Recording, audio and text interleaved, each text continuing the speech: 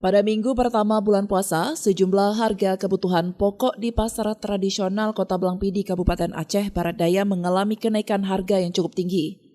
Kenaikan sejumlah harga bahan pokok tersebut lantaran tingginya permintaan dari konsumen untuk kebutuhan selama bulan Ramadan, sementara ketersediaan stok di pasar sangat terbatas.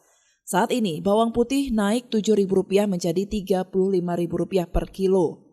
Sebelumnya dijual Rp28.000 per kilonya. Selain itu, kentang naik menjadi Rp18.000 per kilo, sebelumnya dijual Rp12.000 per kilogram.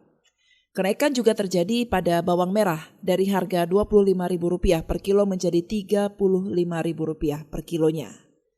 Sementara sejumlah bahan kebutuhan lainnya justru turun, seperti cabai merah turun menjadi Rp30.000 per kilo, tomat turun menjadi Rp10.000 per kilogramnya.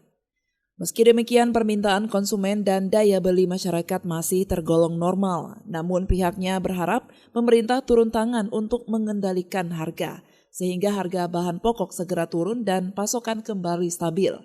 Harga barang musim dalam keadaan sekarang ini ada yang naik, ada yang turun. Kalau kentang sekarang dia naik kali. Dari harganya 12, sekarang ini ada 18, 17. Kentang, bawang putih. Bawang putih dulu harga 28, sekarang ada 35. Turun kayak buat tomat. Tomat dulu enceran 13, sekarang ni 8.000, 10.000. Kalau bulan Ramadan ni, saya bilang ni buka alhamdulillah juga lah, normal. Dari Aceh Barat Daya, Orian Saputra melaporkan untuk Puja TV Aceh.